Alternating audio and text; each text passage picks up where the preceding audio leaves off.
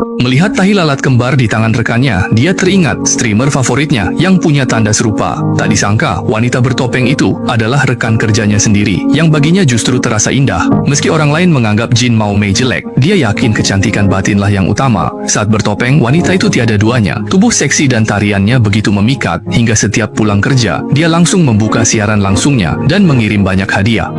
Dia segera jadi donatur nomor 1 dan menarik perhatian wanita itu. Pria itu merasa jatuh cinta, sampai mencampakkan pacar mahalnya. Saat rapat, dia menatapnya lekat sambil berkhayal jadi gadis itu. Bahkan, dia mencetak tangkapan layar siarannya jadi poster dan menempelnya di tiap sudut rumah. Dia marah jika ada yang menghinanya di ruang siaran. Dan dia akan menyemangatinya, berkata kecantikan batin itu sejati.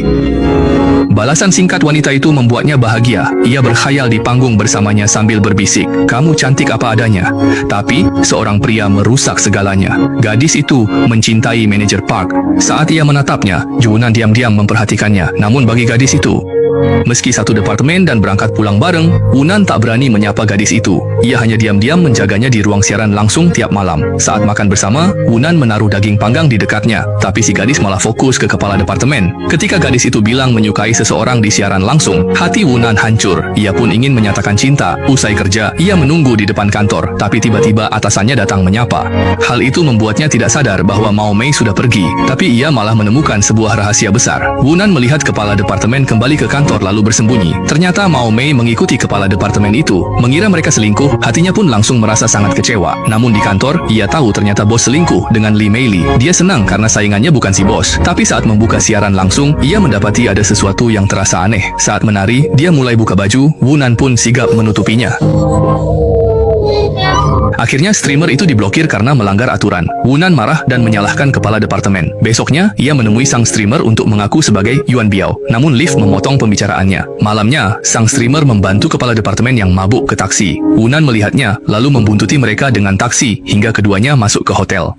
Malam itu hujan deras, hatinya hancur. Ia pulang hampa, cintanya yang tak terbalas jadi benci. Ia mengirim email anonim, mengaku tahu identitas si gadis bertopeng. Streamer itu terkejut, tak tahu dalangnya di sampingnya. Tak lama, si gadis bertopeng mengirim pesan. Wunan mengobrol sebagai abang donatur nomor 1. Streamer itu ingin berhenti siaran, tapi si gadis menyemangati, "Kamu sangat memikat. Aku akan selalu mendukungmu." Streamer itu tersentuh lalu mengajak ketemuan. Wunan ragu karena belum siap. Saat dia bimbang, si streamer malah pergi dengan fans lain hingga membuatnya sangat marah. Agar tak menakuti penggemarnya, ia memakai masker dan kacamata hitam. Tak disangka, pertemuan ini berujung pembunuhan. Pria ini penggemar beratnya. Sambil makan, ia memuji tarian dan tubuh sang streamer. Sayangnya, wajah aslinya selalu tertutup topeng. Mendengar itu, Mao Mei spontan menutupi wajah dengan penghisap asap. Pria itu memang ingin bertemu demi melihat wajah asli sang idola.